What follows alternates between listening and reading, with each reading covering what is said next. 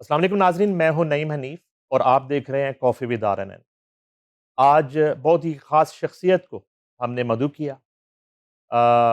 तवील अरसा से दियार गैर में पाकिस्तान की खिदमत कर रही, जर्नलिज़्म से ताल्लुक़ है, दबंग जर्नलिस्ट हैं, पाकिस्तान के दौरे पर हैं। मेरी मुराद है one and only Safina Khan से। Welcome to the show. Thank you so much, thank you. कितने अरसे बाद चक्कर लगा पाकिस्तान? मेरे ख़्याल से पिछले 6 माह में ये थर्ड है। अच्छा। हाँ जी, तीसरा चक्कर लगा लिया 6 माह के अंदर-अंदर। उदास हो जाते हैं पाकिस्तान? एक नहीं, उदास नहीं हो रही, मेरी पहले भी कोशिश होती थी कि पाकिस्तान ना जाऊँ। अच्छा, ना जाने की वजह? वजह कि जब आप पाकिस्तान जाते हो फिर वो आपको वापस जाने नहीं देता। अच्छा। तो ये रीज़न थी हमेशा कि मैं ना जाऊँ, क्योंकि आप जब पाकिस्तान आते हो ना तो फिर पाकिस्तान आपको बार-बार खींचता है। फिर दिल नहीं लगता, फिर फैमिली को और बच्चों को फिर बंदा कैसे करे? तो मैंने इसीलिए हमेशा अपने आप को पाकिस्तान से दूर रखा कि मुझे पता है कि जब जाऊँगी तो फिर वापस बार-बार पाकिस्तान जाऊँगी। तो उसकी अभी प्राइम एग्ज़ाम्पल है कि अभी 6 माह में तीसरा चक्कर लगा लिया मैंने, अच्छा जी, पैदाइश कहाँ हुई? किस शहर में हुई? लाहौर में। और इब्तदाई तालीम जो है वो कहाँ से हासिल की? और जब होश सँभाला तो घर का माहौल क्या देखा? अब लाहौर में पैदा हुई, घर का माहौल अ, वालिदा टीचर थी, अच्छा। वालिद फ़ौज में थे, तो बड़ा डिसिप्लिन्ड माहौल था हमारे घर का। बड़ी बहन थी और वो हमेशा हिटलर की तरह, मुझे याद है, I am so sorry, I am gonna use that word, हमेशा हमें झंझोड़ के उठा देती थी कि उठो पढ़ो, एग्ज़ाम होने वाले हैं। हुँ। तो बाकी लड़कियों को होता है कि बहन एक सहेली की तरह, मुझे तो बहन जो है वो हिटलर ही मिली थी, उठा देती थी, सबसे बड़ी बहन थी। और भाई मेरे काफ़ी 2 जो भाई थे वो काफ़ी फ्रेंडली होते थे। मेरे अब्बू बहुत ज़्यादा फ्रेंडली थे। अम्मी मेरी थोड़ी-सी थीं कंज़र्वेटिव सोच के रखने वाली, कि ऐसे नहीं। बहन भी थोड़ी-सी उस तरह से थी, लेकिन मेरे अब्बू की तरफ से मुझे बड़ी सपोर्ट मिली जब भी कुछ हो। अब पढ़े भी को एजुकेशन में ही हैं शुरू से ही, तो घर का माहौल इतना लिबरल नहीं था, हुँ। कंज़र्वेटिव था। थोड़े से बड़े हुए तो, क्योंकि घर का माहौल जैसा होता है कि जी हाफ़ बाजू भी नहीं पहन सकते आप, भाइयों की डिमांड होती थी, चलो जी नहीं पहनने। तो मैं उस तरह की नहीं थी कि जो फैमिली के कल्चर को ब्रीच करके कुछ ऐसा करूँ कि जो आज़ादी, मुझे वो कभी भी इंस्पायर नहीं की है, एडमायर नहीं की है। मुझे लगता है कि जो आपका कल्चर होता है उसको लेके चलना चाहिए, और अगर आपको घर से आज़ादी मिले फिर वही काम करना चाहिए। तो जो आज की सफ़ीना है, ये मेरे शरीके हयात की सफ़ीना है, ये उसने ये बनाई है, उसने ये आज़ादी दी है। तो अदरवाइज़ अगर आप मेरे फैमिली का कल्चर देखते हैं तो वो ऐसा नहीं है। I am the only one जिसकी मेरे ख़्याल से आउट ऑफ कास्ट भी शादी हुई, और मीडिया में भी मैं पहली बंदी हूँ, जो इतनी बोल्ड हरकतें भी करती हूँ। हमारे ख़ानदान में दूर-दूर तक कोई ऐसा नहीं है। आपको डॉक्टर मिलेंगी, लेक्चरर्स मिलेंगी, लेकिन मीडिया से रिलेटेड कोई ख़ातून नहीं मिलेगी आपको। अच्छा जी, वो मदर टीचर हैं और फादर आर्मी में हैं। जी। तो क्या मसलन आप क्या करना चाहती थीं और ख़्वाहिश क्या थी पेरेंट्स की? माँ की तक़लीद करनी है या फ़ौज में जाना है? आपका अपना क्या माइंड था? और वो कौन-सा मरहला था? फ़ैसला कैसे हुआ? पहला आपने पहली दफ़ा किसी ने अच्छा सवाल पूछा है मेरे से कि मैं क्या चाहती थी, मैं क्या बनना चाहती हुँ। थी। मुझे मेरे ख़्याल से बहुत जल्दी शादी हो गई मेरी, हुँ। वरना मैं फ़ौज में जाती, और मेरे वालिद की भी ख़्वाहिश थी कि मैं फ़ौज में ही जाती। हुँ। तो ये थी मेरी ख़्वाहिश जो पूरी नहीं हो सकी। मैं सच में फ़ौज में जाना चाहती हूँ। मेरे अब्बू की तो बड़ी ही डिज़ायर थी कि मेरी बेटी फ़ौज में जाए, तो मैं जाना चाहती थी, बट शादी हो गई। वो शायद ज़िंदगी का सफ़र कहीं और लिखा हुआ था, और रिश्ते भी फ़ौजियों के ही आते थे, ये भी मैं बता दूँ आपको, लेकिन शादी सिविलियन से हुई मेरी। अच्छा नहीं, फ़ौज में क्यों जाना चाहती थी? ज़रा चलें मुझे अब्बू मेरे फीलिंग। मैं मेरे मेरे वालिद मुझे अपने हीरो लगते थे। वो यूनिफ़ॉर्म में जब आते थे, मैंने आपको बताया कि हमारी तो बड़ी डिसिप्लिन्ड लाइफ़ रही है। पे चलने वाले पेरेंट्स थे, जो हिसाब करते थे कि इतने पैसे इसको महीने के देने। आज भी मुझे याद है अपने अब्बू की डायरीज़, वो लिखते थे कि ये इसको दिया, ये इसको दिया है। तो डिसिप्लिन लाइफ़ थी। मुझे नहीं पता, मैं अपने वालिद को फैंटेसाइज़ करती थी कि वो यूनिफ़ॉर्म में मुझे वो अपने हीरो लगते थे। कहते हैं ना कि मैंने वो सुना था कि बाप को बेटी को अपना बाप हीरो लगता है, लेकिन सच में मुझे अपना बाप हीरो लगता था। वो फ़ौजी था, यूनिफ़ॉर्म में आता था, और डिसिप्लिन्ड लाइफ़ थी, और वही उसी माहौल में मैं पली बड़ी बड़ी भी हुई, तो मुझे वो फैंटेसाइज़ करते थे। और ये जो आज मैं बोलती हूँ, ये मैं किसी पे एहसान नहीं करती हूँ। हुँ। मैं खुद से बोलती हूँ। लोग मुझे कभी डिफरेंट नामों से पुकारते हैं कि ये उनके लिए काम करती है, ये उनके साथ है। बट एक्चुअली मैं वो सफ़ीना हूँ जो मैंने बचपन से देखा, मैं उनके लिए मोहब्बत में बोलती हूँ। मुझे इसका कभी कोई सिला नहीं मिला है।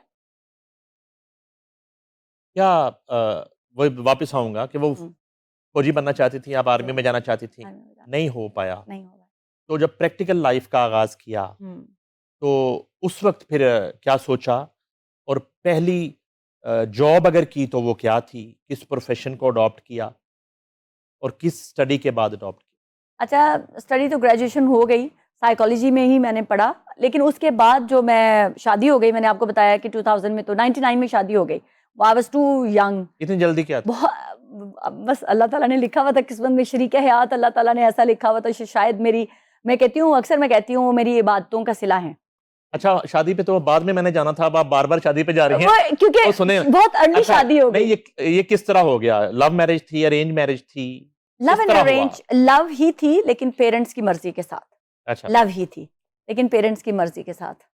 अच्छा वो तो वो आपने मना बहुत लिया ना वो उनको, नहीं, मैंने नहीं मनाया। किसने मनाया? नहीं, नहीं, एक वक़्त था, मैंने तो कह दिया था बाय बाय टाटा, हमारी शादी नहीं हो सकती।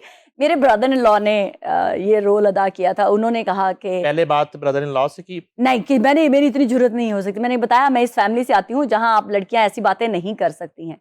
जब शादी की बात हुई तो उसके बाद मेरे ब्रदर इन लॉ ने मुझसे पूछा कि तुम शादी करना चाहती हो, रीनी से करना चाहती हो? I said yes. तो उसके बाद मेरे ब्रदर इन लॉ ने कहा अब कोई बात नहीं करेगा। तो वो आज भी मुझे कहते हैं कि तुम्हारी शादी, तेरी शादी ना मेरी वजह ना लोइए। सो डेफिनिटली उनकी वजह से, अगर वो नहीं होते तो शायद मेरी शादी नहीं होती। पहले अम्मी तक नहीं, बात वो तो पहुँची नो, या नो, अच्छा, उन्होंने कहा हो ही नहीं सकता, सवाल ही पैदा नहीं होता। नो, नो, इनकार कर दिया? इनकार, साफ रिफ्यूज़, नो, यस वाला। फिर मैंने आपको बताया है क्या कि मेरे पापड़ दिए? ब्रदर, मैंने कोई पापड़ नहीं बेले। अच्छा, आई वाज़ लाइक दैट फट्टू के मैंने कहा अब शायद हमारा किस्मत में मिलना नहीं लिखा हुआ है, तो हम नहीं मिल सकते हैं। तो बट मेरे ब्रदर इन लॉ की वजह से ये शादी हुई। हस्बैंड से पहली मुलाकात कहाँ हुई? लाहौर में हम एक शादी में थे, वहाँ मुलाकात हुई थी। अच्छा, शादी में मुलाकात हुई। शादी के बाद फिर आपने जॉब स्टार्ट की? जॉब तो मैंने कभी नहीं की थी। नहीं वो जब क्राइम रिपोर्टिंग की क्राइम आपने ना? रिपोर्टिंग, यस, क्राइम रिपोर्टिंग, वो मैं वो पूछना चाह रहा हूँ, वो खबरें क्राइम अखबार रिपोर्टिंग में आपने as a as a crime crime reporter, और मैंने रिपोर्टर पिक किया था क्राइम वो रिपोर्टिंग। जॉब वो शादी से पहले? वो शादी से पहले, it was not a job.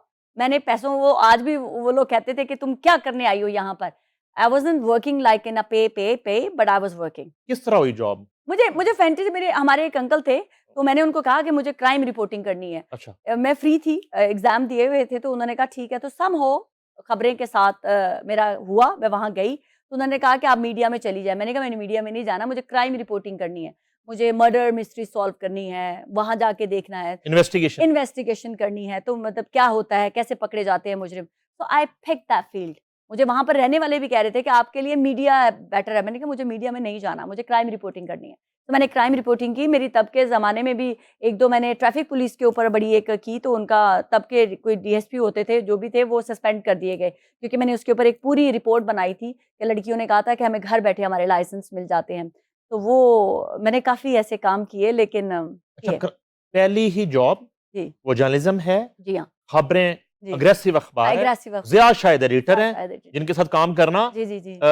नामुमकिन हद तक मुश्किल अच्छा, या फिर काम करना। मुझे वो बड़े अच्छे लगे, नहीं, नहीं, एग्रेसिव, मैंने उनकी नेचर देखी थी। हमारे तो वो उस्तादों में है। जी, अच्छा, वहाँ भी जॉब हुई तो क्राइम रिपोर्टिंग जी, और क्राइम। उस दौर में आपसे पहले मैं दावे से कह सकता हूँ कि मेरा नहीं ख्याल किसी फीमेल ने क्राइम रिपोर्टिंग की हो। एक क्राइम सीन है, लाशें पड़ी हुई हैं, खुदा ना खास्ता कोई ब्लास्ट हो गया है जी हाँ, और कोई डकैती हो गई है, जी हाँ। ये बड़ा मुश्किल होता है।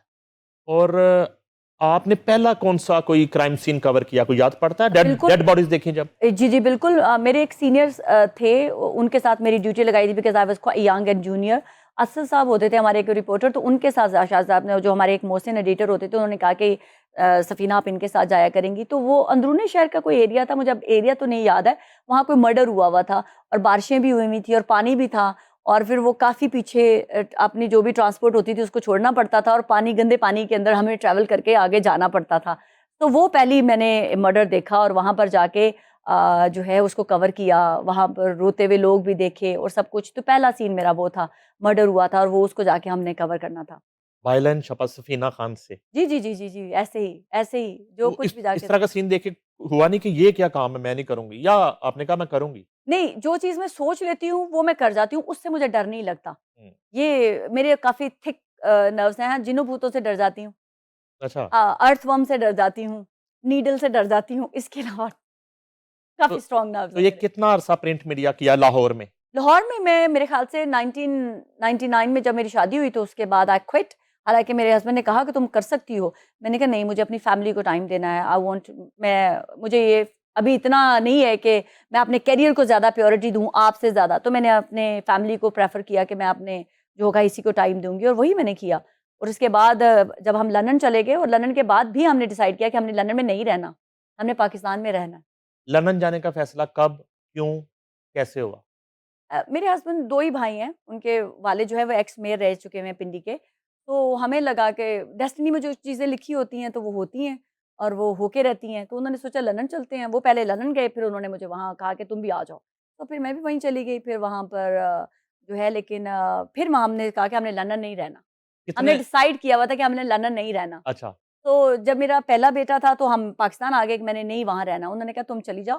फिर मैं यहाँ आई, मेरा एक बेटा हुआ। फिर उसके बाद सेकंड चाइल्ड की दफ़ा फिर मैं वापस चली गई, क्योंकि वो आना-जाना लगा रहता था, क्योंकि वो वहाँ पर थे। फिर गई, मैं वहाँ रहना ही नहीं चाहती थी। हमने डिसाइड किया हुआ था कि हमने वहाँ रहना ही नहीं है, लेकिन जाती थी। फिर मैंने कहा अब यहाँ घर बनाया। फिर 2004 में मैंने सोचा परमानेंटली अब मैंने शिफ्ट हो जाना है पाकिस्तान में, मुझे वापस नहीं जाना। ये नहीं रहना वाली बात क्या थी? क्यों थी? मुझे पता नहीं क्यों, मुझे वो लगता था कि वो मेरे लिए नहीं है। मुझे पाकिस्तान, मैंने आपको पहले ही बताया कि मैं इतना गैप क्यों डाला, क्योंकि पाकिस्तान से दूर रहना मेरे लिए नेक्स्ट टू इम्पॉसिबल है। तो फिर वो फैमिली, बच्चे डिस्टर्ब होते थे। मैंने 2004 में भी मेरे हस्बैंड ने कहा, अलाउ किया मुझे कि जाओ तुम पाकिस्तान रहना चाहती हो, तुम जाके रहो। आई हूँ यहाँ, घर बनाया अपना डिफेंस के अंदर और अपना बिज़नेस किया और सक्सेसफुल बिज़नेस किया। ऐसा भी नहीं है कि कोई किसी चीज़ की प्रॉब्लम थी। क्या बिज़नेस किया? मैंने अपना कंस्ट्रक्शन का किया। अच्छा, वाह! मैं कंस्ट्रक्शन का डीएचए के अंदर ही किया, कंपनीज़ के साथ भी किया, चाइनीज़ कंपनी थी उनके साथ भी किया। तो मैंने काम किया, मैंने ऐसा नहीं है, प्रॉपर्टी का भी काम किया और वो फुल फ्लैज सक्सेसफुली किया। बट एक इंसिडेंट हो गया था मेरे घर में, एक मेड ने मुझे कुछ डाल के पिला दिया था।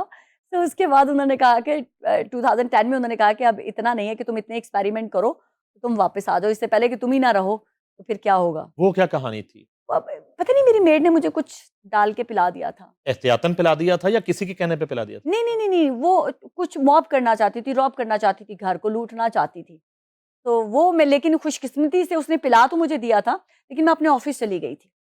गाड़ी ड्राइव की है, मैं ज़ेड ब्लॉक में थी, फ़ेज़ 3 में, फ़ेज़ 4 में चली गई गाड़ी ड्राइव करके, मेरा अपने ऑफ़िस में चली गई। फ़ेज़ 4 में ही ऑफ़िस था, क्रॉस द रोड था, वहाँ तक तो ड्राइव करके चली गई। उसके बाद मुझे कुछ पता ही नहीं था कि मेरे साथ हुआ क्या है।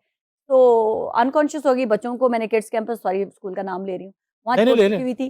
तो उसके बाद जो अर्ली मॉर्निंग का टाइम होता है, मेरी मीटिंग्स थी, तो मैंने वहाँ बच्चों को छोड़ा और उसके बाद शायद किसी फैमिली मेंबर ने मुझे फ़ोन किया, तो मैं, शायद मेरी आवाज़ उनको वियर्ड लगी, उन्होंने कहा कहाँ पर हो? वो वहाँ पहुँचे, 3 दिन मैं नेशनल हॉस्पिटल में रही हूँ। तो फिर उसके बाद उन्होंने डिसाइड किया कि नहीं, अब तुम वापस आ जाओ। फिर मेड का क्या हुआ? वो तो मिली नहीं, मिली नहीं? नहीं वो नहीं मिली।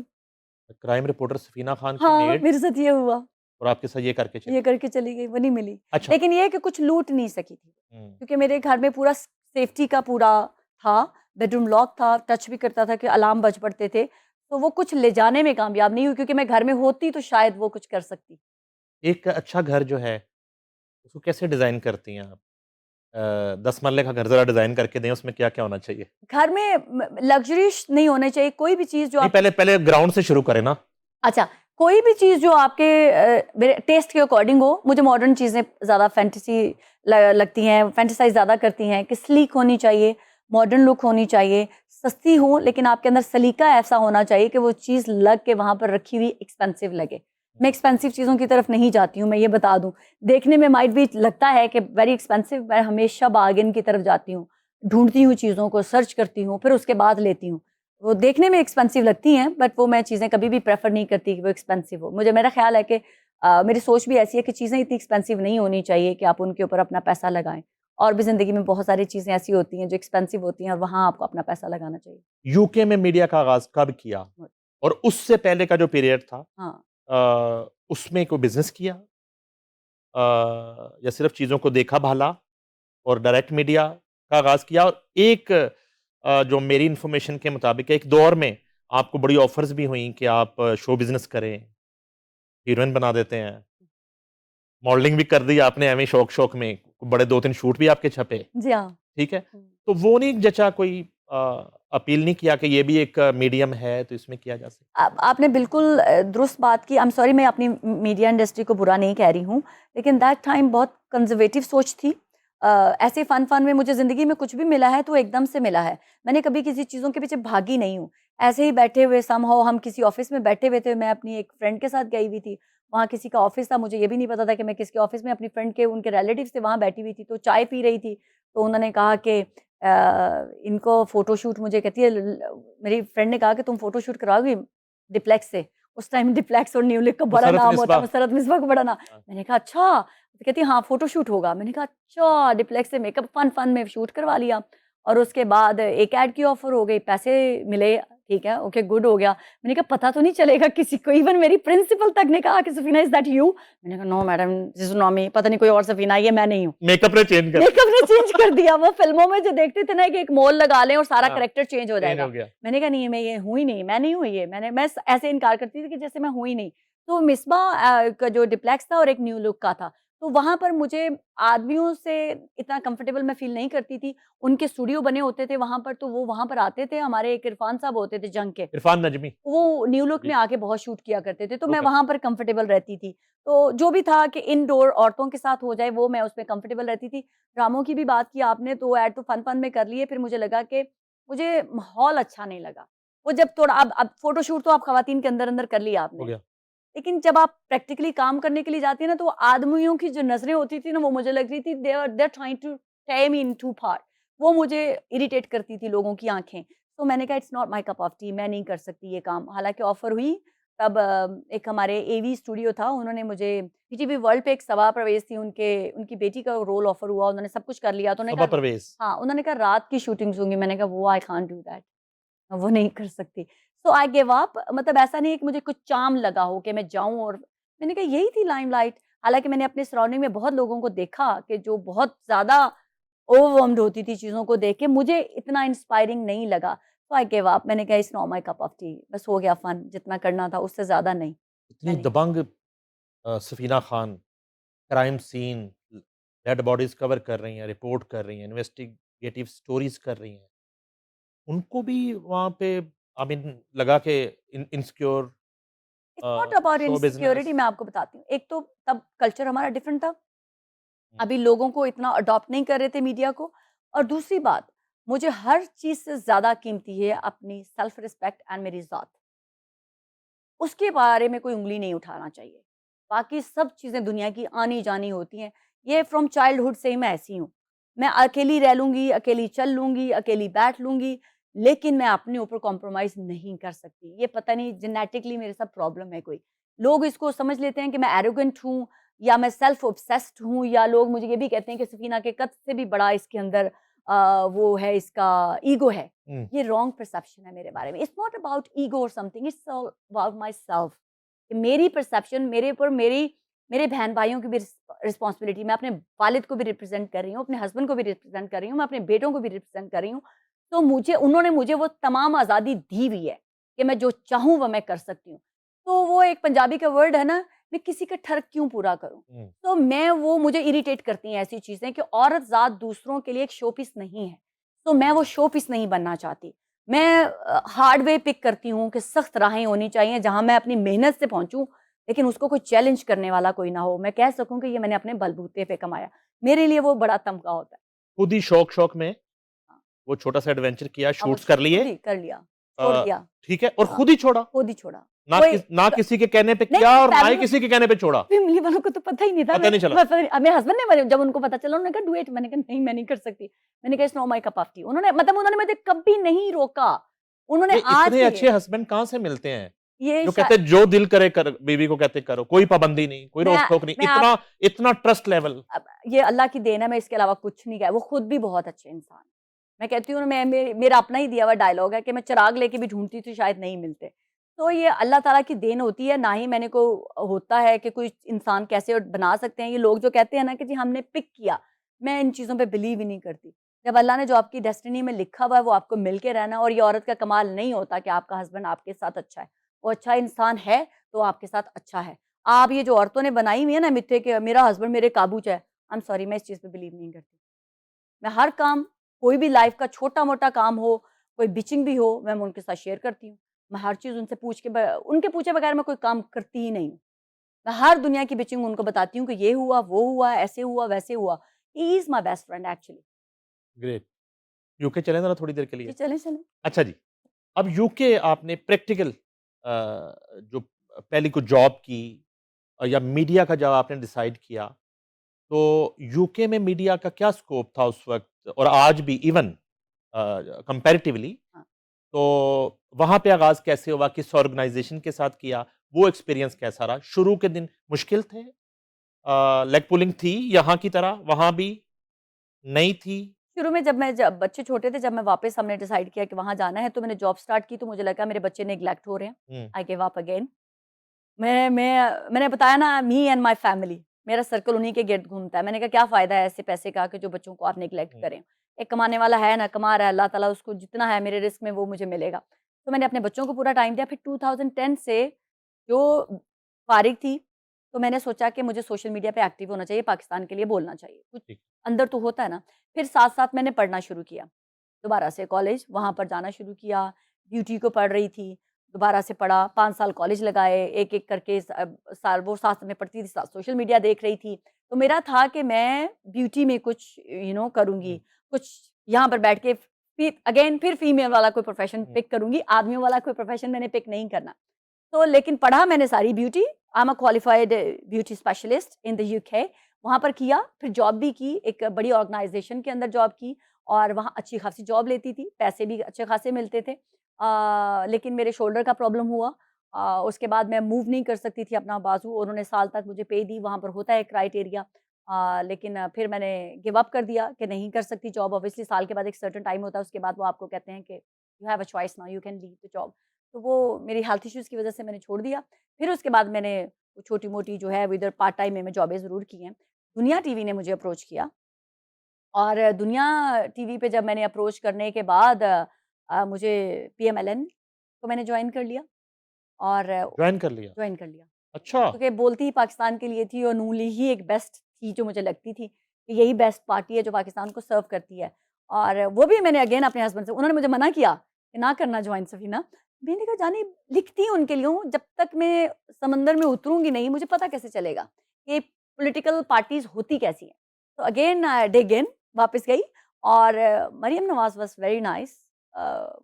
उनकी सोशल मीडिया के साथ मेरे कुछ क्लैश हो गए, शायद मेरा नैरेटिव कुछ और था और फिर आई गिव अप कि ये मेरी कप ऑफ टी नहीं है, मैं नहीं कर सकती ये।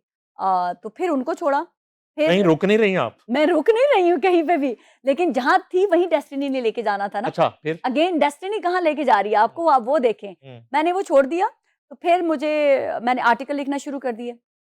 अपनी फ्रस्ट्रेशन, अपना स्टेटमेंट कहीं तो लिखना है ना, आर्टिकल लिखे। आर्टिकल लिखते-लिखते सोशल मीडिया पे तो एक्टिव थी, सोशल मीडिया पे सब मुझे as a social media activist जानते हैं।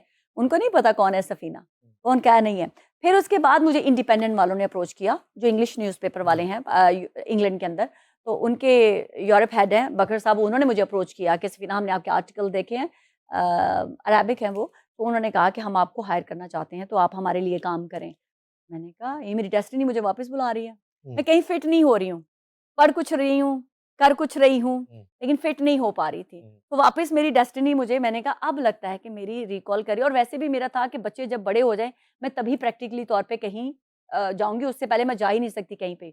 मेरा बड़ा बेटा भी बड़ा हो गया हुआ था, छोटा बच्चा भी इस एज में था कि अब उसको अकेले छोड़ के मैं जा सकती थी घर से। तो जब इंडिपेंडेंट मैंने कहा, उन्होंने कहा कर लो। मैंने कहा यही मेरी डेस्टिनी थी जो मुझे बुला रही थी वापस, मैं कहीं फिट क्यों नहीं हो पा रही थी, क्योंकि यही थी। और बच्चे भी मेरी फैमिली की तरफ से भी अब मुझे आज़ादी मिल चुकी हुई थी। तो फिर मैंने उनके साथ काम शुरू किया। फिर उसके बाद उन्होंने मुझे कहा कि हम आपको परमानेंट करते हैं, but you have to give up on your social media. मैंने कहा ना, ना, ना भाई, ये नहीं होगा।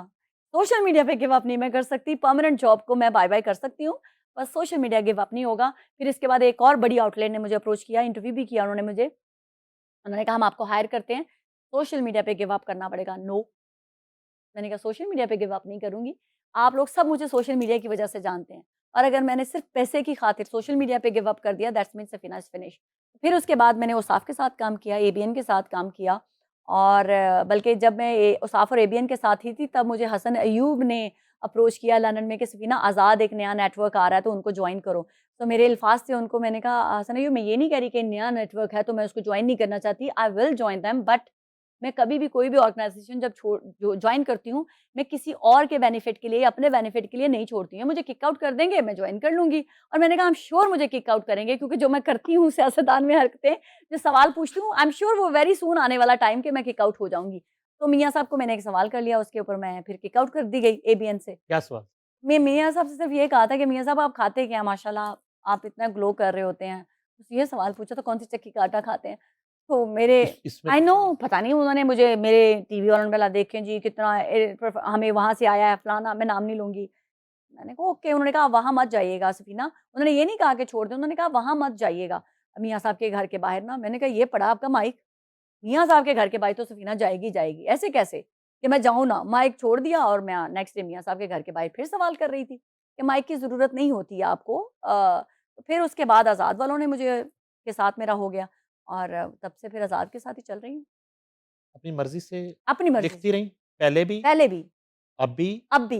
कभी किसी ने मुझे कहा? एबीएन वालों ने कुछ नहीं कहा, मुझे औसाफ वालों ने कुछ नहीं कहा, मुझे इंडिपेंडेंट वालों की तो एक सेट पॉलिसी होती थी कि आपने ये जाके हमारी कवरेज कर देनी है, उनको करके हम दे देते थे, तो वो उनका तो वो वाला था, आज़ादी के साथ करती थी। अल्लाह ताला की तरफ से ये मैं ब्लेसिंग कहूँ या क्या कहूँ, मुझे कभी भी किसी ने कुछ नहीं कहा। मैंने आपको बताया एक ने कहा, तो मैंने कहा ठीक है मैं नहीं हूँ, अगर आपको लगता है गलत सवाल था तो बाय-बाय टाटा। तो ये नहीं है कि मुझे किसी ने फ़ोर्स किया हो, इंस्ट्रक्शन दी हो कि ये बोलो, ये लिखो, मैं अपनी मर्ज़ी से करती हूँ। मैं अक्सर ये सवाल करती हूँ कि यार मुझे किसी ने फ़ीड नहीं किया, मुझे कभी कोई नहीं देता कि पर्ची आ जाए या आपको ये लिखी-लिखाई लाइनें आ गईं, मुझे नहीं आती हैं। शायद मेरा नैरेटिव ही वही है, मैं बोलती वही हूँ जो सुनना चाहते हैं लोग, जो आप लोगों के ताकतवर लोग हैं, मैं बोलती वही हूँ शायद।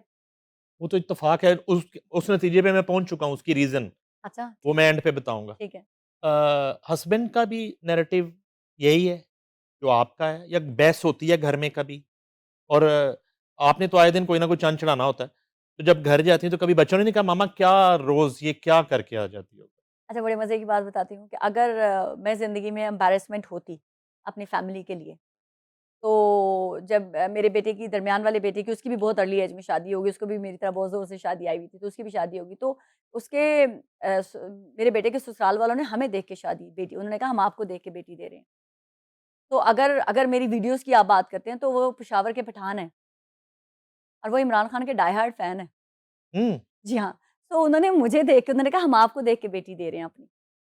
तो ये मैं इस चीज़ में सम अप करती हूँ कि अगर शिकायत होती तो लोगों की वजह से होती तो कोई अपनी बेटी मुझे नहीं देता मेरी वजह से। बहू ने नहीं कहा मामा प्लीज़ नहीं, इमरान खान पे हाथ उला नहीं, कर? नहीं, नहीं, नहीं, उनको भी बहू को भी थोड़ा शुरू-शुरू में था कि आंटी बड़ी स्ट्रिक्ट हैं, लेकिन मैं किसी की लाइफ़ में इंटरफेयर नहीं करती। कुछ एक सर्टेन बाउंड्रीज़ हैं, मैंने कहा मेरे बेटा डिस्टर्ब नहीं होना चाहिए, बाकी जो मर्ज़ी करो, अकेले अपने घर में रहते हैं, एन्जॉय करते हैं, मेरा बच्चा नहीं डिस्टर्ब होना चाहिए। अच्छा मेरे लिए ये बड़ा एक सरप्राइज़ है। मैंने तो कहीं मिड में जाके पूछना था कि शादी-वादी का इरादा कब है? तो ये तो सास-बहू तक बात पहुँची हुई है। मैं इस मामले में ना अपने बच्चों की मैं वो बिलीव नहीं करती कि जो हमारे पेरेंट्स ने हमारे साथ किया वो उस वक़्त का माहौल था, उन्होंने हमारे लिए बेस्ट दिया। आज की जनरेशन में वालिदैन को बच्चों का इतना अंडरस्टैंडिंग होना चाहिए कि उनके ऊपर अपनी मर्ज़ियाँ फ़ोर्स नहीं करनी चाहिए।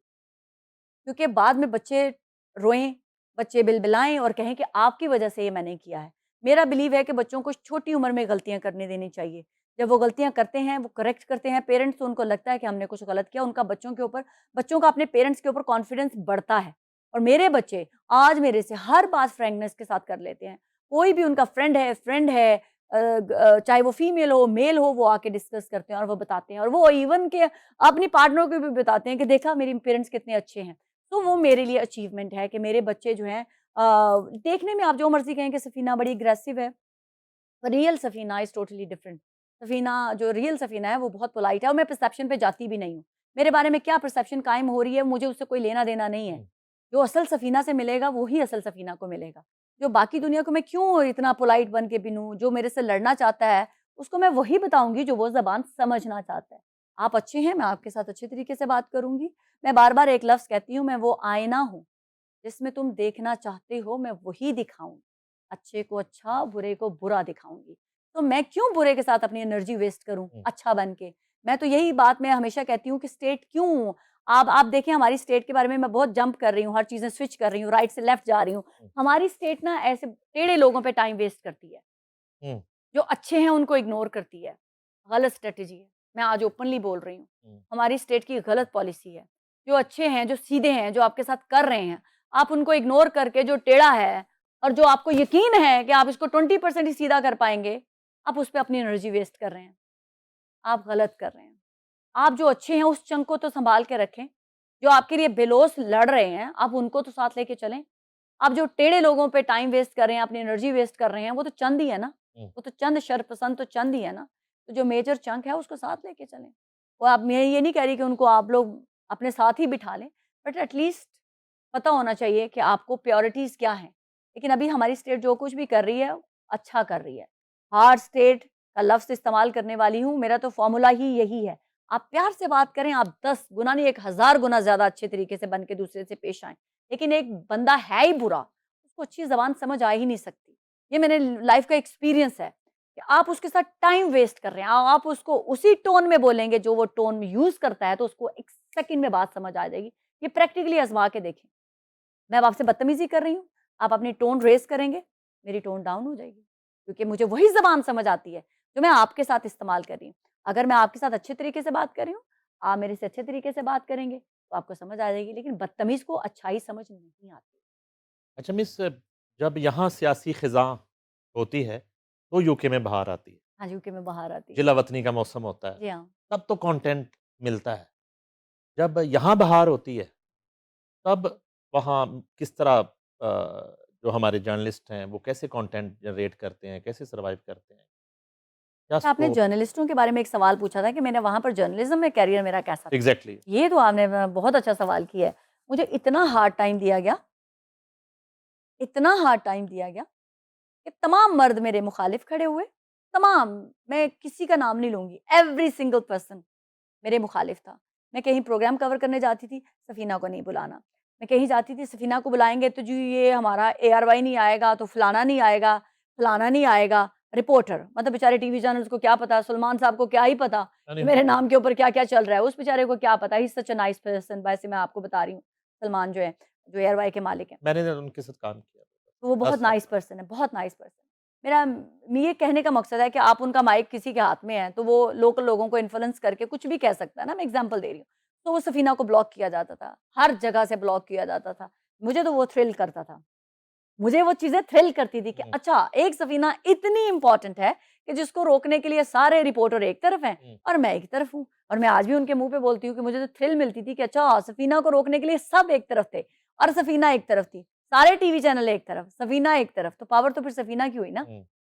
तो फिर सफ़ीना तो सफ़ी वो मुझे और एनर्जी मिलती थी, फिर मैं और अच्छा काम करने की कोशिश करती थी, मैं हर जगह घुस जाती थी, हर जगह रिपोर्टिंग करती थी। और हमारे मर्द आपने देखे ही हैं, वो हेसिडेंट होते हैं ज़रा, वो उनकी रफ़ाक़तें भी हैं, उनकी दोस्तियाँ भी हैं और उनकी कुछ मसलहतें भी हैं, मसलतें। मसलहतें भी हैं। मेरी कोई मसलहत नहीं, मेरी सोच भी बड़ी क्लियर है, मेरा नज़रिया भी बड़ा क्लियर है। तो जो मुझे पूछना है, फिर वो उसके बारे में है कि मैंने उसको पूछ के रहना है और चाहे वो पाकिस्तान के खिलाफ कोई बात हो रही हो, तो वो मुझे ट्रिगर करती है।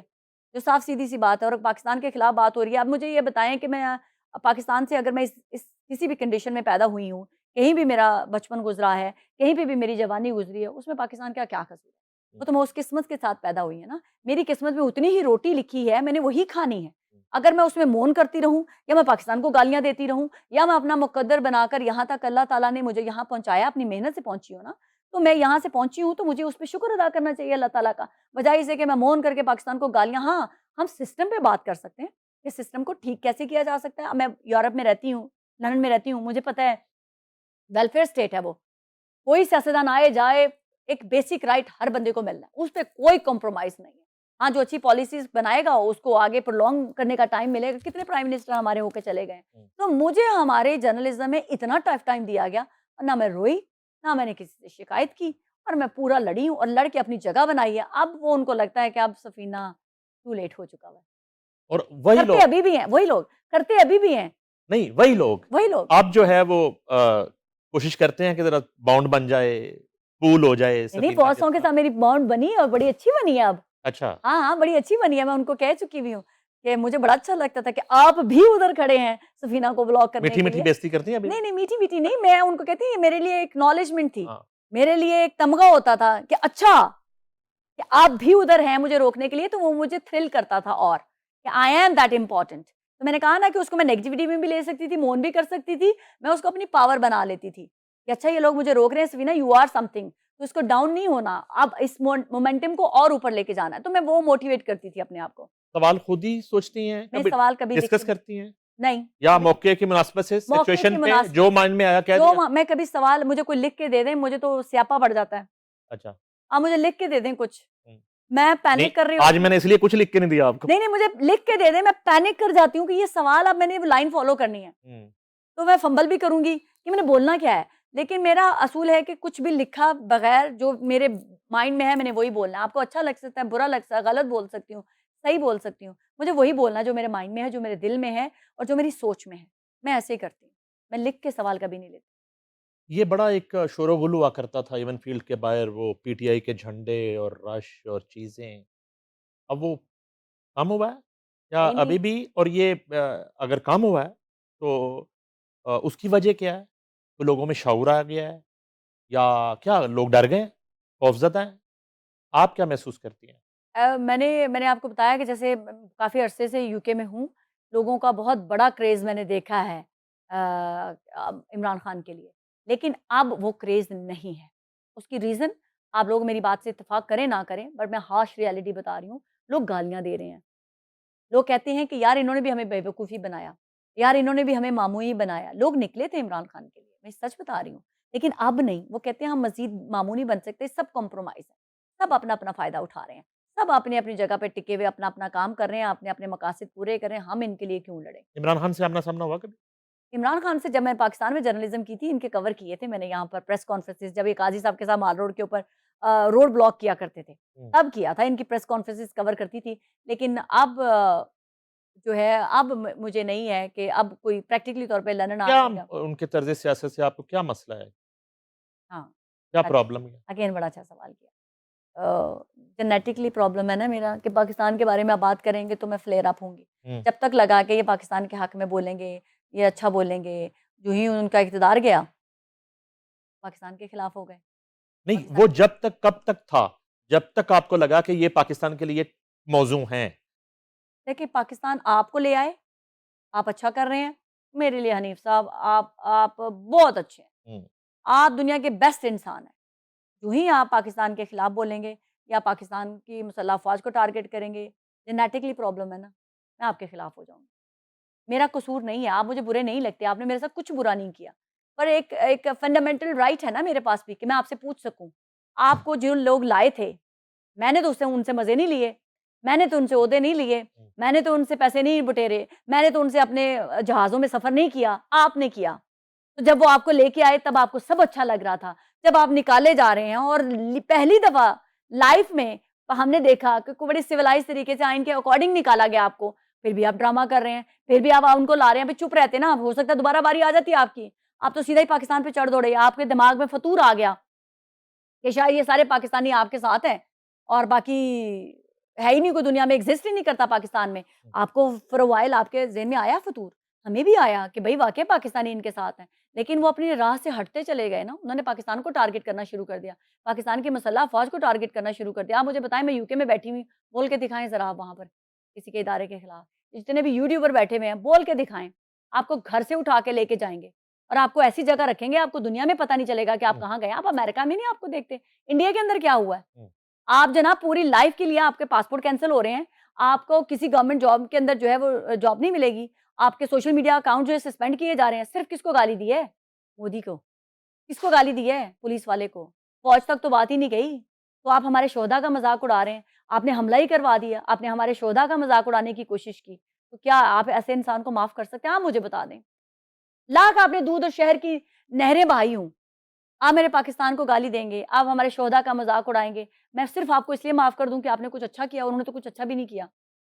सिर्फ़ इसलिए माफ़ कर दूँ कि आप कोई नए हैं, आप कुछ नया करने के लिए आए हैं और कर भी नहीं पाए। मैं माफ़ी आपको किस चीज़ की दूँ? आप बता दें मुझे, आप कहते हैं तो मैं कर देती हूँ। 9 मई पे बहुत दिल जला। कि अरे आपको पता नहीं है कितनी हेल्पलेस ना हम लोगों ने महसूस की हुँ। कि पाकिस्तान के ऊपर हमला हो रहा है। ठीक है, फॉर एक सर्टेन मोमेंट हमें भी लगा कि क्यों नहीं रोका जा रहा? बहुत अच्छा किया उन्होंने नहीं रोका, वरना ये फसादी पूरी दुनिया में बेनकाब नहीं होते। बहुत अच्छा किया, अगर वो गोली चला देते, तो आज तक ये लाशें बेच रहे होते। लाशें चाहिए थी इनको? लाशें ही तो चाहिए थी। जिन्ना हाउस ही जलवाया ना, और उस दोबारा बन गया। जिन्ना हाउस जल गया, सब कुछ दोबारा आबाद है। हम कल देख के आए हैं वहां पर। अल्हम्दुलिल्लाह मेरे ख्याल से वो भी एक किसी अच्छे के लिए हुई कि वो जिनाह हाउस को इन्होंने हमला किया, पूरी दुनिया ने देखा, पर वो लाइफ अब वो जिनाह हाउस है। वहाँ कायदे आज़म की ज़िंदगी के बारे में सब कुछ बताया जा रहा है। लोगों को कुछ सीखने को मिला ना। उन्होंने तो बुरा किया था, उस बुरे में से अच्छा हो गया ना। उस 9 मई के अगले दिन जो 10 10 मई मई था, उस वक़्त यूके में जो ख़ास तौर पे इंडियंस थे, वो खुश थे, और जो पीटीआई के वहाँ पे ओवरसीज़ इनके फॉलोअर्स थे, उन्हें कुछ शर्मिंदगी थी, नदामत थी, नहीं थी? 9 मई के असरात क्या रहे? 9 मई के बाद जो हुआ, हम तब कोलीग्स इकट्ठे ही थे, एक रेस्टोरेंट में बैठे हुए थे, हम खाना खा रहे थे। हम खाना क्या खाते थे, ट्वीट्स ज़्यादा कर रहे होते थे, देख रहे होते थे, सारी वीडियोज़ अपलोड कर रहे होते थे। इंडिविजुअल सिर्फ़ हमारे फ़ौजी जो है ना, वो सरहदों पे नहीं लड़ रहे थे या अपने-अपने ऑफ़िसेज़ में बैठ के ऑपरेट ही नहीं कर रहे थे। हम तमाम जो जो एक सच्चा पाकिस्तानी है, आप भी, आई एम श्योर, मैं ये नहीं कह रही क्या, आप भी उतने जज़्बाती भी हुए होंगे कि क्यों हमारी फ़ौज जो है रिटेलिएट नहीं कर रही, क्यों रिप्लाई नहीं कर रही, क्यों नहीं कर रही? अब तो कर देना चाहिए। हमने कहा अभी वो देख रहे हैं। मैं अपने कोलीग्स के साथ बैठी हुई थी, मैंने कहा वो देख रहे हैं इंडिया क्या कर सकता है, वो कर ले, फिर ये इन्होंने वार करना है। और वही मैं बड़ा प्राउडली उनको कहा, मैंने क्या कहा था कि भई इन्होंने भरपूर तरीके से वार करना और दिन की रोशनी में वार करना। और वही फिर हमारे डीजीएसपीआर आए तो उन्होंने कहा हम दिन की रोशनी में आप पे अटैक करेंगे। मैंने कहा देयर यू गो, रात को यही कह के उठी थी। वो देख रहे थे कि ये जो कर सकते हैं वो कर लें, फिर जवाब हमारा होगा। और ये देखें, ये सेंस होती है, एतमाद होता है आपकी फ़ौज के ऊपर कि हमें, मुझे यकीन था कि जब इन्होंने जवाब देना, हाँ, थोड़ी-सी बेचैनी ज़रूर हो रही थी कि क्यों नहीं दे रहे, अब दे लें, अब दे लें, अब दे लें। अच्छा, आज गुज़र गया, अब अगला दिन गुज़र गया, अब 6-7 की रात गुज़र गई ना? गुज़र गई। 8 तो वो, गुज़री, 9 गुज़री? हाँ, 9 गुज़री। तो फिर जब 10 आई ना, तो फिर तो अब लिटरली हम इतनी ज़ोर से स्क्रीम कर रहे थे, इतनी ज़ोर से जश्न मना रहे थे।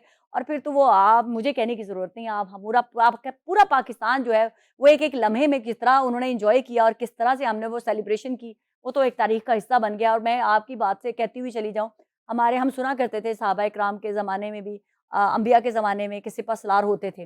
मैंने अपनी ज़िंदगी में ना कभी पहले सुना था, ना मैंने कभी देखा था। हमने अपनी सेंचुरी का पहला सिपहसालार देखा है, जिसने हम मुसलमानों को, पाकिस्तानियों को प्राउड फ़ील करवाया और पूरी दुनिया में करवाया। मेरा बस चले तो मैं कह दूँ, ये पूरी दुनिया में मुसलमानों के फ़ील्ड मार्शल हैं। जो उन्होंने किया है, उसके बाद कॉलर उठा के फिरे फिर आप यूके में? अरे कौन कमबख्त है जो ऐसा है जो कह सके कि हम फ़ख्र से नहीं उठते, हम फ़ख्र से। अब पाकिस्तानियों के बारे में कहा गया इतनी ब्रेव कौम है, या ये ड्रोन उठा के कंधे पे फिर रही है। ये हमें चलते हुए कमेंट्स मिलते थे कि भाई you guys are so brave, कि डरे ही नहीं है, मिसाइल चल रहे हैं और वो यहाँ बैठे हुए ऐसे करके देख रहे हैं आप। वो इम्प्रेशन, वो जो गन चलाने की जो पिक्चर वायरल हुई, पाकिस्तानियों ने देखे कहाँ से वो जज्बा आया, हमारी फौज की वजह से, जिसके ऊपर हम उंगली उठाते हैं।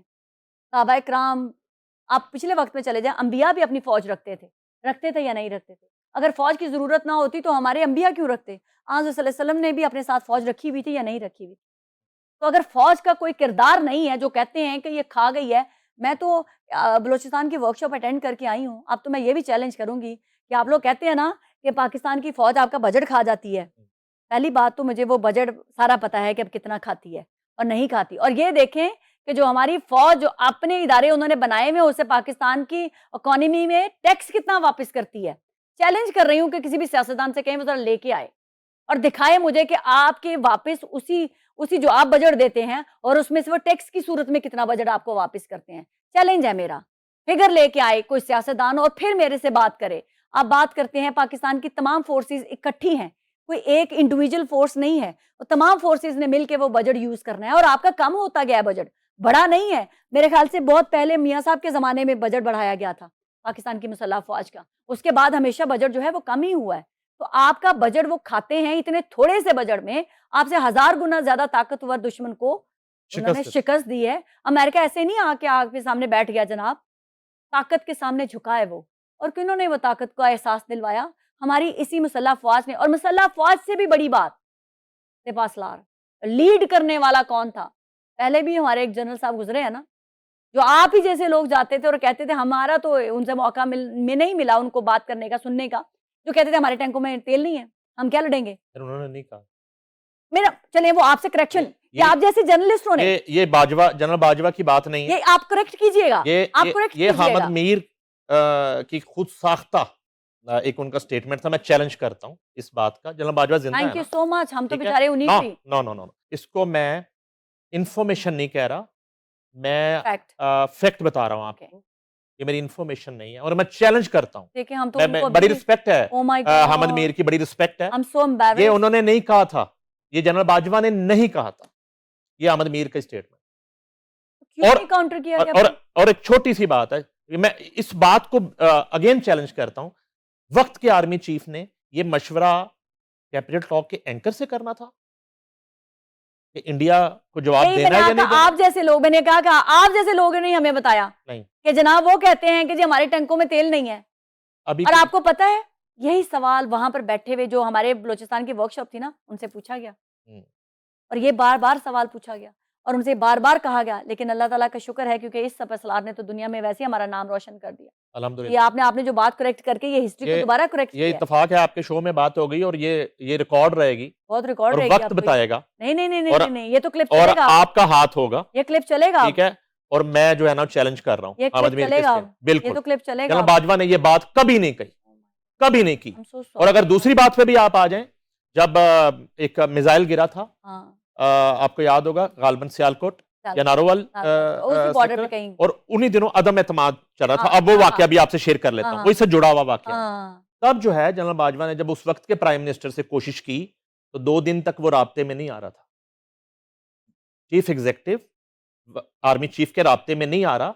सिर्फ ये डिस्कशन थी, उसे पता था डिस्कशन ये होनी है तो उनका जवाब देना है इस मिसाइल का। हमने फौरन my God। 2 दिन बाद जब मुलाकात होती है तो चीफ कहते हैं वक्त के प्राइम मिनिस्टर को कि सर मैं 2 दिन से इस वजह से आपसे मिलना चाह रहा था। उन्होंने कहा उसको छोड़ें, ये अदम एतमाद का बताएं कि आप मेरे साथ क्या कर रहे हैं, करवा रहे हैं। उन्होंने कहा मेरा तो इसमें कोई हाथ नहीं है। आप, उन्होंने कहा ये मैं तो आया हूं कौमी सलामती का इशू डिस्कस करने। उन्होंने कहा ना, कौमी सलामती का इशू इंडिया की तरफ से मिसाइल गिरना नहीं है, कौमी सलामती का इशू मेरे खिलाफ अदम एतमाद। अब आपने खुद ही जवाब दे दिया कि क्यों मैंने इमरान खान को कहा। अल्लाह का शुक्र है इतनी सेंस है ना फिर इंसान के अंदर कि जिस इंसान को अपनी ज़ात के अलावा पाकिस्तान से कोई लेना देना नहीं है, जो पाकिस्तान की सालमियत के अलावा अपने आप के अपनी ज़ात को प्रेफर कर रहा था, आपने समअप कर दिया मेरी बात को। यही तो है जिस ज़ात इंसान को अपनी ज़ात अजीज़ थी, पाकिस्तान अजीज़ नहीं था।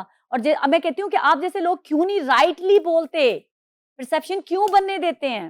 नहीं, वो देखें, बात आज मुझे क्लैरिटी हुई कि आपके हवाले से जो एक तासुर बनाने की कोशिश की जाती रही या जाती है कि आप पता नहीं काम कर रही हैं उनके लिए, तो मुझे चलेगा। मुझे तो आज क्लैरिटी ये आई कि आपने तो यूनिफॉर्म मैं तो यूनिफॉर्म देख के आपने मैं तो आंख यूनिफॉर्म खोली की रिस्पेक्ट करती हूँ। और आप एक फौजी की बेटी हैं। मैं गोद में आपका फौजी की आपका बड़ी- मसला समझ आ गया ना मुझे आज। थैंक यू वेरी आज मच, देखने वाले को मसला समझ आ जाएगा। Thank you. ये शायद इससे पहले डिस्कस नहीं हुआ कहीं पे। मैं वही तो कहना चाह रही हूँ कि क्या आप लोग मैं तो मुंह पे बोलती हूँ, जो टाउट हैं वो क्या करते हैं आपके लिए, मैं टाउट नहीं हूँ। मगर आप फिर भी चले मुझे करना चाहते हैं तो चले पाकिस्तान की हूँ ना, मैं तो कहती हूँ मैं पाकिस्तान की टाउट हूँ। अच्छा, अब आप बलूचिस्तान गई, जी मैं बलूचिस्तान। इस्लामाबाद गई, जी आप बलोच बच्चों से मिली, जी लाहौर, आप, वो तो एक हो गया, अल्लाह ताला ने इज्जत दे दी। फालसी का सेहरा सज गया, सुपर पावर ने घुटने टेके, बिल्कुल। इस्लामाबाद डायलॉग, नायब वजीर आजम आ रहा है, सेंचुरी हो चुकी है, ट्रंप कह रहे हैं कि ग्रेट फील्ड मार्शल। अदरवाइज अब जो है ना उसी सदाकत के साथ, उसी बेबाकी के साथ आपने बताना है, लोगों से आप मिली हैं। अदरवाइज ये इज्जत तो मिल गई है, दूध की नहरें बहती देखी यहाँ पे आपने, महंगाई, पेट्रोल महंगा हो रहा है, लोगों को आपने बलूचिस्तान में मिली हैं, वहाँ की सूरत हाल, इस्लामाबाद की, लाहौर की, पंजाब के दीगर इलाकों की, ज़रा वो बताइए कि ये जो विजिट है और बड़े अरसे के बाद इतना तवील विजिट आपका हुआ है, 2 वीक से ज़्यादा या 3 वीक, ज़रा उस पर भी ज़रा कमेंट कर दें। लोग खुश हैं? नहीं नहीं नहीं नहीं, मैं ऑनेस्टी के साथ जवाब दूंगी। बलूचिस्तान में भी रियासत पाकिस्तान मैं बार बार वर्ड यूज़ कर रही हूँ, वहाँ के लोगों को डिलीवर करवाने की कोशिश कर रही है और काम हो रहा है वहाँ पर, लेकिन लोगों का एतमाद सियासतदानों पर नहीं है। लोगों का एतमाद वहाँ पर कुछ हमारे सियासतदान भी आए, मैंने बड़े टफ क्वेश्चन किए, मैं नाम नहीं लूँगी क्योंकि अच्छा नहीं लगता। उनसे मैंने एक सवाल किया, उन्होंने बड़ी ही खूबसूरत बात करते करते कि ये वो बहुत अच्छा स्वीट बोल रहे थे और एंड में सारा यंगस्टर बलूचिस्तान का बैठा हुआ है वहाँ पर और उनको कहते हैं आप जद्दोजहद जारी रखें। मैं ट्रिगर हो गई इस वर्ड से, बहुत अच्छा बोल रहे थे, इतना अच्छा बोल रहे थे कि उनके मुंह से शहद टपक रहा था। ठीक है, ऑफ द रिकॉर्ड मैं नाम आपको बता दूंगी, but on the record it doesn't look nice. मैंने उनसे कहा सर आपने बहुत अच्छी बातें की, आपने इन बच्चों को कहा जदोजहद करें। किसके खिलाफ जदोजहद करें? आपके खिलाफ, स्टेट के खिलाफ या पाकिस्तान की फौज के खिलाफ? आपने बहुत ही बारीकी से ये लफ्ज बोल के इनको गुमराह करने की कोशिश की है। क्योंकि आपने बताया कि जब से पाकिस्तान बना है, जब से बलोचिस्तान मर्ज हुआ है पाकिस्तान के अंदर, बजट तब से मिल रहा है बलोचिस्तान को। वो कहाँ जाता रहा है बजट?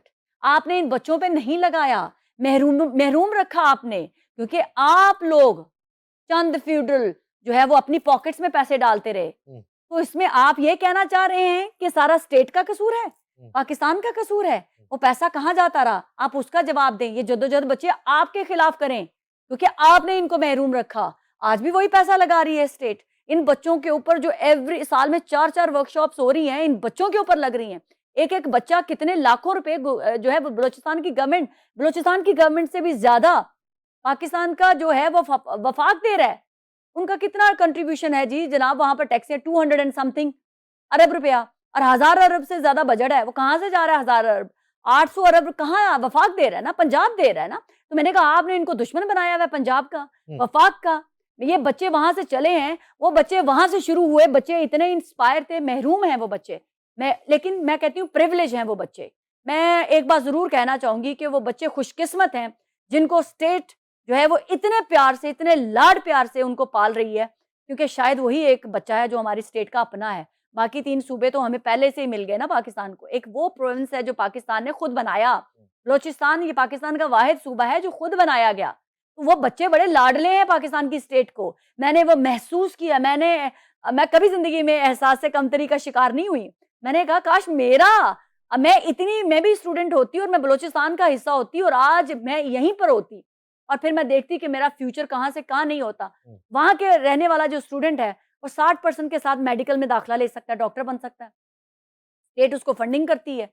ये सियासतदानों का फतूर है जो उन लोगों पर ये इशारे करके ये इशारे करते हैं, वो पैसा सारा गबन कर जाते हैं, हड़प कर जाते हैं।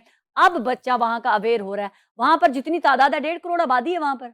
आप जरा डिटेल निकलवाएं, बोले बलोचिस्तान की गवर्नमेंट से कि कितने हॉस्पिटल बनाए हुए हैं उन्होंने, कितनी 1000 किलोमीटर से ज्यादा की रोड बन चुकी हुई है। कोई महरूमी नहीं है बलोचिस्तान में। आप सॉरी, लोगों के जहनों को जहनी तौर पर महरूम रखा गया है इन फ्यूडल्स ने, इन सरदारों ने, इन जो जात में जो बने हुए ना, हम ये भुगती हैं, हम मेंगल हैं, हम ये हैं, इन लोगों ने महरूम रखा हुआ है कि इनकी पॉकेट्स में पैसे नहीं जा रहे। दहशतगर्दी ये करवा रहे हैं बलोचिस्तान के अंदर, और ये मैं अल ऐलान कहती हूं कि ये करवा रहे हैं, क्योंकि इनको पता है वो बच्ची जो उठ के हमारे साथ बैठेगी, बर्दाश्त करेंगे ये सरदार? वो बच्ची जो आज इंग्लिश में बात कर रही है, मेरे तो जेहन में था कि पता नहीं बलोचिस्तान का बच्चा महरूमियों को मारा हुआ, वो तो औरत बोल नहीं सकेगी क्या? वहां पर जो फ्लुएंट इंग्लिश में बात करने वाली बच्चियां हैं, कैडेट कॉलेज में पढ़ रही हैं, आम यूनिवर्सिटीज हैं उनकी, कॉलेजेस हैं, इतनी प्रिविलेज हासिल है उनको। पंजाब हाथों में डाल के उनको हाथों में उठा के बैठे हुए हैं यार। यहाँ वो बच्चियां पंजाब में आती हैं, प्राइम मिनिस्टर उन्होंने वहां से भी मांगा। सीएम बहुत अच्छे हैं बलोचिस्तान के, बहुत अच्छे हैं, लेकिन वो बलोचिस्तान के अंदर बैठे हुए स्टूडेंट्स के अंदर लैपटॉप था। वहां पर सीएम ने दिए, जो बच्चों ने सही जवाब दिए उनको दिए उन्होंने लैपटॉप। मैं नहीं कह रही कि उन्होंने दिए, लेकिन सबको चाहिए थे लैपटॉप। आती हैं हमारे प्राइम मिनिस्टर से मिलती हैं, एक बच्ची उठ के कहती है मुझे लैपटॉप चाहिए। प्राइम मिनिस्टर ने देयर एंड डन कहा, सबको लैपटॉप दें, दे दिए। तो ये मैंने और आपने नहीं, वो बच्चे हैं पंजाब से खुश। वो देखते हैं बच्चा उतना जो इंस्पायर हो रहा है, पंजाब की मोहब्बत देख के हो रहा है। एक सीएम है, मैं ये नहीं कह रही कि भुट्टी साहब ने बुरा किया या कुछ गलत किया, उन्होंने दिए लैपटॉप जिन्होंने सवाल जवाब दिए, क्योंकि वो ऐसा थोड़ी था कि मैं सबको नवाज रहा हूँ, सबको दे रहा हूँ, पर वो बच्चों को था, हर बच्चे को लैपटॉप चाहिए था, प्राइम मिनिस्टर ने दे दिया।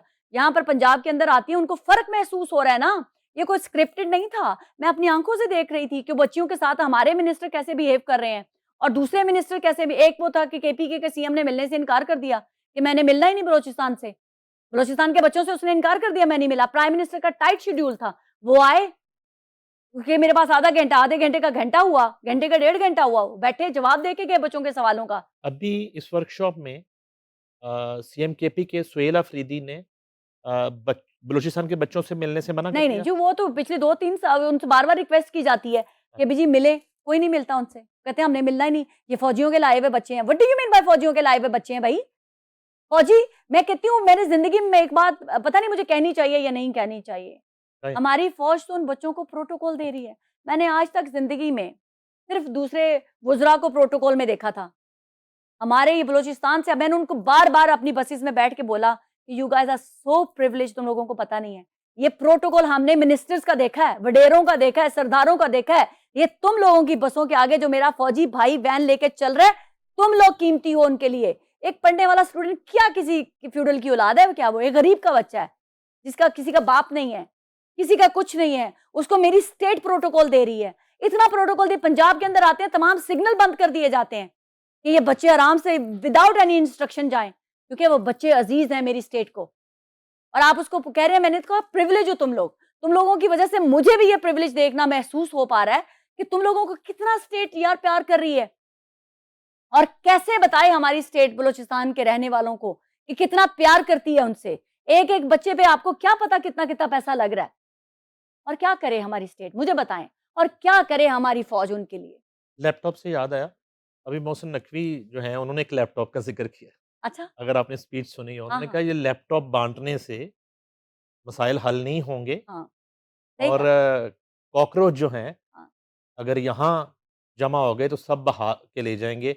ये पहेली तो जरा समझाएं, क्योंकि आप तो अभी सारा मूव देखिए किया है आपने। मोहसिन साहब ने अब ये बातें की हैं, हम्म, मेरे पुराने स्टेटमेंट्स ऑन रिकॉर्ड पड़े हुए हैं। हम्म, पाकिस्तान में सूबे बनने चाहिए, ये मैं, देखें अब लाइन अब आई है आपको, मेरी लाइन पहले से ही है। हम्म, पाकिस्तान के अंदर सूबे होने चाहिए, क्यों नहीं होने चाहिए? सूबे ज्यादा बनेंगे।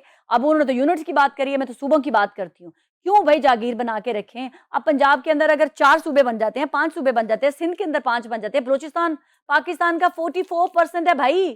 कहाँ मेरी फौज जाके अपने जवान शहीद करे जब उसको बांट दिया जाएगा, 4-5 हिस्सों में कर दिया जाएगा। एक जगह से दूसरी जगह में पहुंचने में आपको 3-3 घंटे लगते हैं, बाय एयर भी 1.5 घंटा लगता है। तो कितना बड़ा है वो, पाकिस्तान का सूबा सबसे बड़ा सूबा है।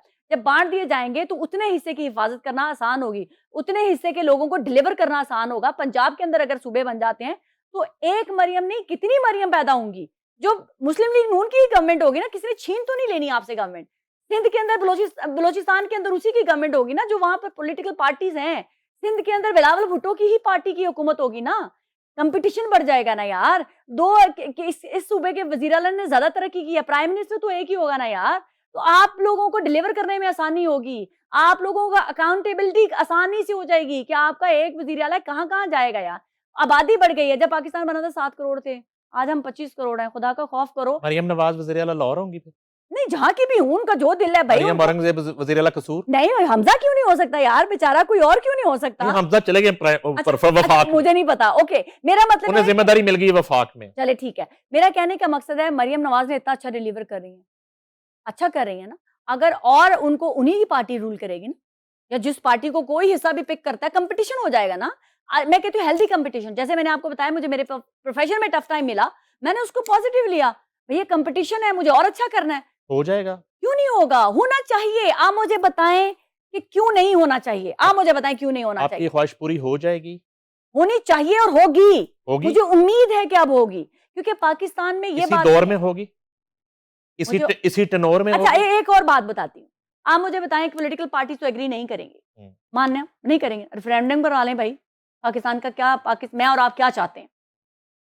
बरतानिया के अंदर रेफरेंडम हुआ ना कि हम ईयू से निकलना चाहते हैं या रहना चाहते हैं, रेफरेंडम माना गया ना, चाहे उसके कॉन्सिक्वेंसेस कुछ भी थे, माना गया। तो यहाँ पे भी रेफरेंडम करवाएं, होना चाहिए रेफरेंडम। पाकिस्तानी क्या डिमांड करता है, अगर उनको चाहिए कि यूनिट चाहिए, सूबे चाहिए, करवाएं ना यार। पाकिस्तान को फ्लरिश होने देना। आप जो 4 हैं मरियम, और 10 मरियम बने। बिलावल है बिलावल, 10 और बिलावल बन जाए। भुगती है वो 10 और भुगती बन जाए। मैंने तो नहीं बनना ना, आपने तो नहीं बनना ना। जो बनने यही रहेंगे ना, पॉलिटिशियंस तो यही रहेंगे ना। इन्हीं पॉलिटिशियंस की जो पौध है, उसी में अच्छे लोग और आ जाएंगे। आपको यकीन होना चाहिए कि आपकी पार्टीज के अंदर बाकी भी कैपेबल लोग हैं। बने ना, मरियम अच्छी परफॉर्म करें, बाकियों को भी टफ टाइम दे कि अगर मैं अच्छा काम कर सकती हूँ, तुम क्यों नहीं कर सकते? आज़ाद कश्मीर के इलेक्शन हुए हैं, बिलावल बड़े नाराज हैं। वो कहते हैं जी कि फॉर्म 45 चल गया और 47 चल गया, और वो एहतजाज कर रहे हैं, प्रोटेस्ट कर रहे हैं, और साइमल्टेनियसली वो इत्तेहाद में भी हैं। नून लीग के वोटों से उनके वालिद प्रेसिडेंट हैं, और पीपल्स पार्टी के वोटों से शहबाज शरीफ वज़ीर आज़म हैं, अच्छा, एक और उधर लड़ रहे हैं। और आज़ाद कश्मीर के प्रोटेस्ट में आप भी लड़ रही थी। वो क्या हुआ था लंदन में, आप क्यों लड़ रही थी वहाँ? अच्छा, मैं नहीं लड़ रही थी, मेरे पे तो अटैक कर देते हैं ना। अच्छा। मैं तो किसी भी प्रोटेस्ट में जाती हूँ, मेरे पे फिजिकल अटैक किए जाते हैं, मुझे डंडे मारे गए लास्ट टाइम जब मैं आज़ाद कश्मीर के प्रोटेस्ट में थी, और विजुअल्स ऑनलाइन है। क्या हुआ क्या था? कुछ भी नहीं यार, मुझे खुद आए हैं वो कि आप हमसे सवाल करें, हाँ। और दूसरा मॉब आता है, वो मुझे पे पानी फेंक रहा है, मुझे टारगेट कर रहा है, मुझे कह रहे हैं चली जाओ। मैंने कहा क्यों जाऊं भाई, मेरा काम है सवाल करना, और आप लोग खुद आए हैं मुझे कह रहे हैं। मैं अनकट चीजें लगाती हूँ कि अगर मैं कहीं गलत हूँ मुझे भी कहो कि मैं गलत हूँ, मैं अपनी करेक्शन करूंगी। अगर मैं गलत नहीं हूँ, आप सहाफी का काम क्या होता है? प्रोटेस्ट में जाके टिकटॉक बनाना, ये नहीं, सवाल करना, बात करेंगे ना सवाल करना। लोगों से। तो जब मैं सवाल कर रही हूँ, आप जो आपसे पूछूं कि आपको क्या चाहिए, नहीं आप चली जाएं, आप चली जाएं, आप ना यहाँ खड़ी हूँ, आपका नैरेटिव हमें तंग करता है, आपका नजरिया और है। भाई कौन सा नजरिया? आप जो प्रोटेस्ट कर रहे हैं, अगर मैं पूछ रही हूँ कि आप ये कह रहे हैं कि आपकी मैं वहां पर खड़ी होकर कह के आई थी, इलेक्शंस में पता चल जाएगा कि बायकॉट होगा या नहीं होगा। देखिए पीपल्स पार्टी की हुकूमत थी ना, if I am not wrong, हाँ आजाद जी, कश्मीर में। जी, जी। तो जैक जैसी बैन, उनके प्राइम मिनिस्टर हार गए हैं।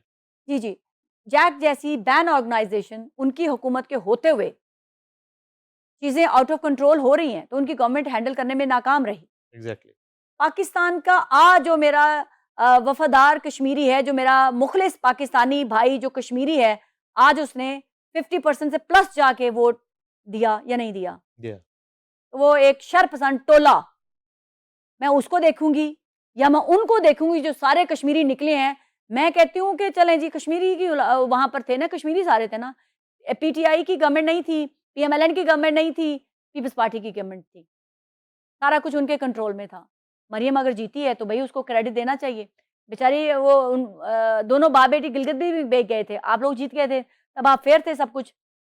अब वहाँ मरियम की सुना है, उनके वालिद को लोगों ने इज्जत दी है, उनको उनके लिए लोग निकले हैं, मैंने वो देखे हैं सारे विजुअल। तो हमें इतना छोटा दिल नहीं होना चाहिए। बिलावल भुट्टो के पास ऑलमोस्ट 3 सूबे हैं। वैसे तो उनके पास काफ़ी ओहदे हैं, वो मेजर तो उन्हीं के पास है। चेयरमैन सेनेट हाँ, हैं, चेयरमैन। 2 मेरा कहने सूबों का में मकसद गवर्नर हैं है कि उनके। कश्मीर ने अब उनको रिजेक्ट किया है, तो उसका गुस्सा उनको किसी पे नहीं निकालना, स्टेट पे भी नहीं निकालना। आप थे, आप बैन ऑर्गेनाइजेशन जो थी उनको कंट्रोल कर लेते, लोगों को कह देते कि बायकॉट कर लो, नहीं किया, लोग निकले हैं, वो मैं और आप नहीं गए हैं। यहाँ तो चले हम कह लेते हैं ना, हमारी एस्टेब्लिशमेंट आ गई थी, हमारे फौजी आ गए थे। कश्मीर में कोई फौजी नहीं था वोटर, वो कश्मीरी था, और हमें उनकी रिस्पेक्ट करनी चाहिए। अगर उन्होंने नून लीग को पिक किया है तो हमें फिर नून लीग की मैं परफॉर्मेंस देखूंगी कि नून लीग कैसे परफॉर्म करती है। अगर वो हालात को नॉर्मलाइज कर लेती है नून लीग, तो वेल एंड गुड, मैं उनके लिए ताली बजाऊंगी। अगर वो नहीं काबू कर पाती तो फिर किसी बेटर कुछ ऑप्शन देना चाहिए। तो मरियम नवाज का करिश्मा चला है, उनके वालिद का करिश्मा कश्मीर में चला है, कश्मीरियों ने उनको लबैक किया है, उनके पीछे खड़े हुए हैं, तो उनको हमें ऑनर करना चाहिए। मरियम के वालिद के करिश्मे की बात करूँगा मैं, मुझे याद आया कि आप तो लंदन थी जी। और उसी करिश्मे से वो पाकिस्तान 4 साल के बाद आ रहे थे। शनाइयाँ बज रही थीं, हाँ जी। आंधियाँ नसीबाना लै घड़ियाँ, और वो जहाज़ में बैठ रहे थे हाँ जी। और पाकिस्तान में लीड छप गई तमाम अखबारों में, चौथी दफ़ा के वज़ीर-ए-आज़म आ रहे हैं।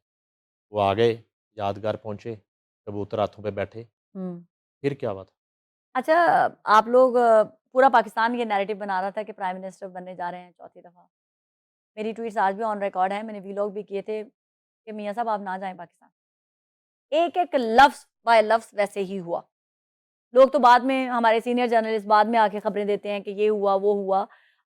मैंने तो एक अपना पॉडकास्ट भी किया था जिसमें मैंने कहा था कि इक़्तिदार का फॉर्मूला तय पा गया।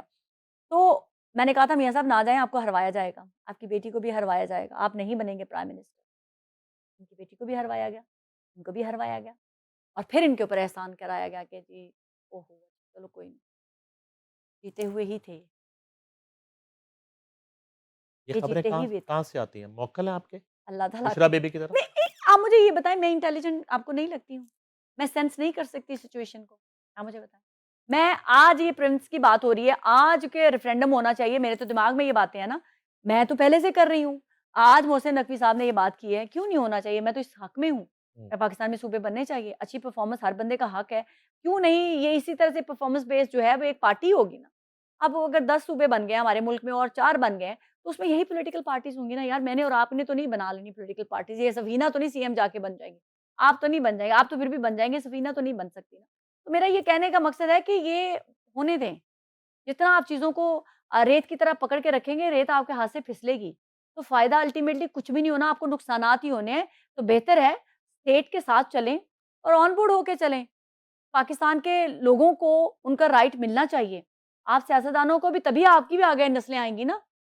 जब आप हर्डल क्रिएट नहीं करेंगे, जब आप हम पाकिस्तानियों के लिए आसानियाँ पैदा करेंगी, तो अल्लाह आपकी औलादों के लिए आसानियां पैदा करेगा। लेकिन अगर आप सोचेंगे कि नहीं हमने इन लोगों को कंट्रोल ही करके रखना, तो कंट्रोल तो किसी की ज़ात नहीं कर सकती। क्या करना बाकी ज़िंदगी? ज़िंदगी में जो चाहा वो हमेशा मिल गया है, मेरी ख्वाहिशें बड़ी नहीं होती हैं। मेरे ख़्याल से अभी बहुत कुछ करना बाकी है ज़िंदगी में।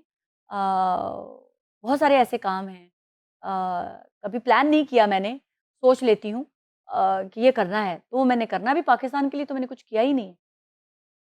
बहुत कुछ करना बाकी है। अभी तो सिर्फ़ ब मुश्किल लड़-वड़ के अपनी थोड़ी-सी खड़े होने की जगह बनाई है मैंने, तो अभी काम तो करना बाकी है। और मैं कहती हूँ एक एक हमारे हम पाकिस्तानियों को एक चीज़ ज़रूर माइंड में रखनी चाहिए। हम वेस्ट में रहते हैं ना, वहाँ पर एक ट्रेंड है, पे बैक करना सोसाइटी को। हुँ, हम जो भी हम लेते हैं, किसी भी सूरत में हमें अच्छा एटमॉस्फेयर मिला हुआ है, हमें अच्छी हमारी रियासत ने, स्टेट ने कुछ अच्छा हमारे बेसिक राइट दिए हुए हैं, पे बैक करना है। बूढ़ा भी हो जाता है, वो कहता है मुझे पे बैक वॉलंटियरली काम करना है, पे बैक करना है सोसाइटी को। हम पाकिस्तानियों को भी पे बैक करने की नेचर होनी चाहिए। हम पाकिस्तानी इतने करप्ट हैं, मैं पहले दिन से कह रही हूँ कि पाकिस्तानी बहुत करप्ट हैं। अल्लाह की कसम बहुत ज़्यादा करप्ट है और इतने टैक्स चोर हैं। अभी 2 दिन पहले मैं गुलबर्ग में, लिबर्टी में ज्वेलरी शॉप पे गई हूँ, वहाँ से कुछ चीज़ें खरीदनी थी, उस शख्स ने रिफ्यूज़ किया मैंने कार्ड से पेमेंट नहीं लेनी और मेरी दूसरी एक होस्ट जर्नलिस्ट मेरे साथ थी एंकर और वो विटनेस है। मैंने कहा यार क्यों नहीं लेना आपने? कहती नहीं मैडम आप ईज़ी पैसा कर दें या आप कैश दें। तो ये लिबर्टी के अंदर भी हो रहा है। तो काला धन कहाँ लेके जाएँगे आप? और आप कहते हैं कि जी आपको हकूक चाहिए, भाई आपने क्या अपना फ़र्ज़ पूरा किया है? फ़र्ज़ नमाज़ में भी वाजिब है, सुन्नत की माफ़ी है, फ़र्ज़ की माफ़ी नहीं है। इस आइन के तहत मैं तो पहले दिन से कहती हूँ, आपने क्या फ़र्ज़ निभाया आपका पाकिस्तानी होने का? मुझे इस मुल्क में पैदा होके आज़ादी के साथ मैं उठ बैठ सकती हूँ, खाना मैंने अपनी किस्मत का ही है। उसमें मुझे किसी से शिकवा करने का कोई हक नहीं है। मैं इस चीज़ पे भी बिलीव करती हूँ, कोई मेरी ज़िंदगी में कोई मेरा हक नहीं छीन के ले जा सकता। जो चला गया वो मेरा था ही नहीं, वो मेरी किस्मत में था ही नहीं, जो है वो चल के आएगा और 10 दरवाज़े तोड़ के आएगा। तो आप अपनी गलतियों, अपनी महरूमियों का ज़िम्मा मेरे पाकिस्तान को मत दें, उसको गाली मत दें। वो शोहदा हमारे आइन में कहाँ लिखा हुआ है कि जो मुसल्लह फ़ौज जॉइन करेगा वो शहीद होगा? ज़रा दिखाएँ मुझे। मौलाना साहब ने ये जो कुछ मुग़ल्लिज़ात बोली थी, बस मैं जाते-जाते वही करना चाह रहा था कि अगर शोहदा का ज़िक्र हुआ तो मौलाना फज़लुर रहमान ने जो स्टेटमेंट दिया। मुझे बताएँ कि आप हम मुझे अपने आइन में खोलें। आइन को खोल के बताएँ कि कहाँ लिखा हुआ है कि जो हमारा पुलिस ऑफ़िसर या तमाम फ़ोर्सेस का बंदा है, वो जॉइन करेगा तो वो शहादत लेगा। ये ढूँढ के दिखाएँ मुझे। हुँ, ये जो बात करते हैं ना आपके जो शहीद हुए हैं तो एहसान नहीं किया आपने, कहाँ लिखा हुआ है कि जी वो शहीद होंगे क्योंकि उनके आइन में लिखा हुआ है? ये ढूँढ के दिखाएँ, मैं आप लोगों का ये सवाल छोड़े जा रही हूँ। कहाँ लिखा हुआ है आपके आइन के अंदर कि जो फ़ौजी भर्ती हुआ है, उसने शहादत पानी है क्योंकि उसके ऊपर फ़र्ज़ हो गया है कि उसने शहादत पानी है। वो तो अल्लाह और उनका है ना, क्योंकि इस्लाम में है कि शहादत का रुतबा सबसे ऊपर है। वो खुद अपनी मर्ज़ी से शहादत का रुतबा पाते हैं। वो भी भाग जाएँ आप लोगों की तरह, इधर भाग जाएँ, उधर भाग जाएँ। इक़्तिदार में इल्ज़ाम लगा दें किसी के ऊपर कि मैं क्यों लड़ता जी आपकी खातिर? 17वें ग्रेड का ऑफिसर जो है यहाँ का 18वें ग्रेड का ऑफिसर कितनी-कितनी पे लेता है? और एक फौजी जरनैल बन के कितनी लेता है? बताएँ ना ज़रा मुझे आप। अफ़सर को तो बहुत सारे अफ़सरों को तो पे की ज़रूरत ही नहीं होती। वो तो 2-2 साल निकलवाते नहीं पे अपनी। नहीं, नहीं मैं ये बताएँ मुझे एक 18वें ग्रेड का ऑफिसर वो कितनी पे लेता है और मेरा फौजी कितना लेता है? जनरल बनने के बाद और एक मिथ मैं आपके प्रोग्राम में कह के जाने लगी हूँ। ये जो बकवास करते हैं ना एफए पास, ये अपनी बकवास अपने पास रखें। एफए पास होता है तो वो आता है पाकिस्तान की फौज के अंदर। उसके बाद उसके रैंक तभी बढ़ते हैं जब वो अपनी क्वालिफिकेशन पूरी करता चला जाता है। इस वर्कशॉप के अंदर अच्छा, को कमांडर के साथ पीएचडी करने वाली एक स्टूडेंट भी थी। आप मुझे बताएं जो जनरल के ओहदे तक पहुंचा है, वो आपका क्या ख्याल है? वो एफए में ही अभी तक आप लोगों के ख्याल में? आप लोगों से ज्यादा पढ़ा लिखा है वो। जो फौजी है एफए पढ़ के आ गया, फिर उसकी तरक्की हुई, उसने इम्तिहान पास किए, पढ़ते पढ़ते पीएचडी करता है आपका जनरल। को कमांडर कोयटा पीएचडी कर रहे हैं। क्या वो पढ़े लिखे नहीं है? जनरल जिसने इस ओहदे पे गया है, दुनिया में पढ़ के आते हैं वो लोग, वो आपसे कम है? आपसे 1000 गुना ज़्यादा इंटेलेक्चुअल भी हैं, आपसे 1000 गुना ज़्यादा पढ़ा लिखा है मेरा फौजी। और आप उसके सामने पानी भरते हैं, सियासतदान को बोलना नहीं आता। इस पूरी वर्कशॉप में मैं सब कुछ सुन के आ गई हूँ, सबको देख के आ गई, सबका चट्टा-कट्टा मैंने देख लिया है। वो फौजी के अंदर इतना स्टैमिना है कि वो आपके सिविलियन से रात 1:30 बजे तक बैठ के कहता है, पूछो जो सवाल तुमने मेरे से पूछना है। हुँ, रात 1:30 बजे तक हमारी वर्कशॉप चली है जनाब। हम स्टूडेंट था, मैं कहती हूँ खुदा के लिए आप कोई सवाल ना करना यार, ये नहीं जाते फौजी। जितना सख्त सवाल पूछेंगे आपको उस सख्त सवाल का जवाब ले। और सियासतदान से पूछते आपको तमीज नहीं है, आपने कैसे बात करनी है, ये बच्चों को कहा जाता था। आप कहते हैं फौजी बात नहीं सुनता। मेरे ख्याल से फौजी के अंदर जितनी बर्दाश्त है उससे ज्यादा हमारे सिविलियंस के अंदर नहीं है। आप मुझे अपने सामने बिठा के कहें पूछो मेरे से सवाल, और आपसे पूछा जाए आप कहते हैं ब्लडी सिविलियन, आप कहते हैं आप हमारा बजट खा जाते हैं, कहते हैं पूछो।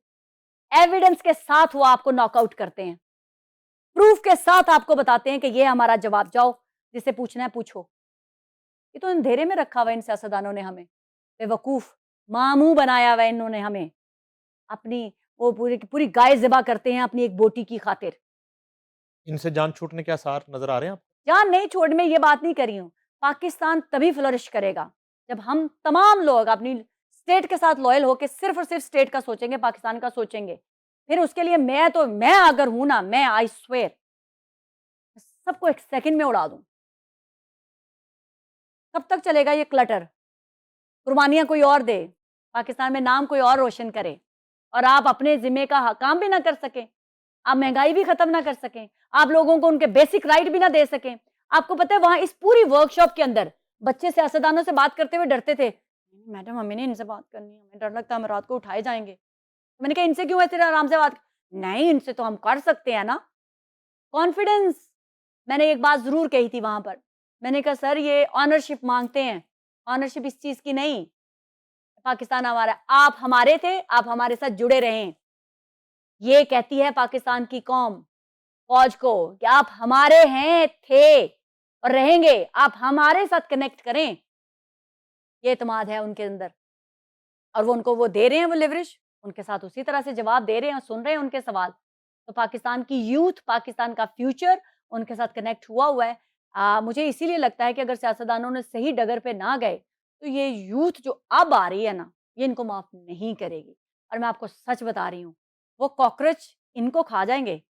पाकिस्तान की स्टेट तो बनने ही इसीलिए है कि रहेगी, कलमे के नाम पे बनी हुई है।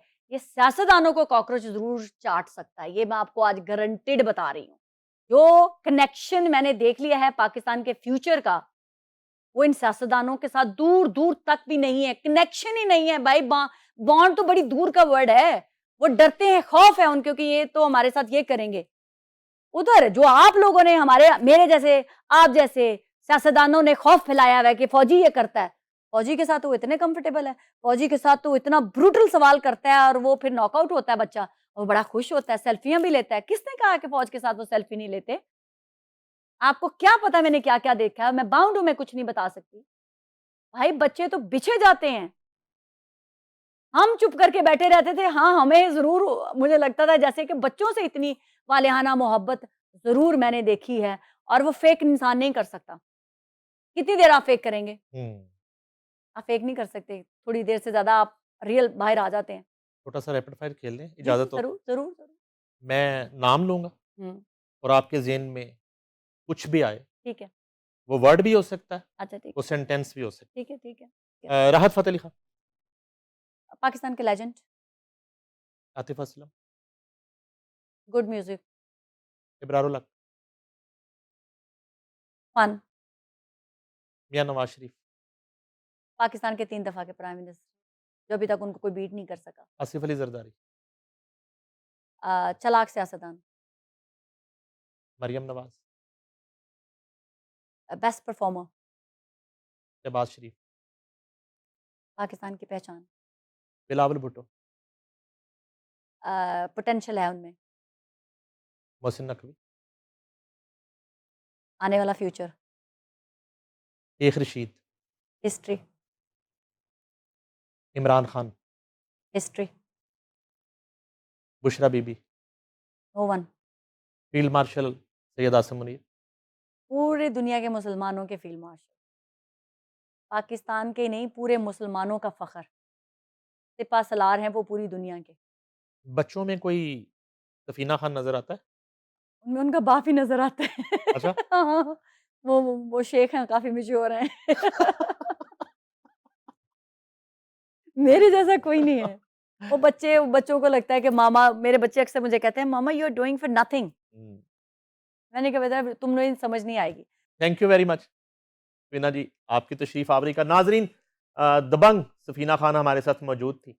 पाकिस्तान का मुस्तकबिल महफूज़ हाथों में, ये उनका कहना है। हालिया दौरा उनका, बलूचिस्तान विज़िट किया उन्होंने, पंजाब घूमी है, इस्लामाबाद जो है वर्कशॉप अटेंड की, बलूचिस्तान के बच्चों के साथ वक़्त स्पेंड किया। और उम्मीद है सियासतदानों से थोड़ी नाला है। उनका कहना है कि सियासतदान हो या एक आम पाकिस्तानी हो, सबको अपनी ज़िम्मेदारी को महसूस करना चाहिए।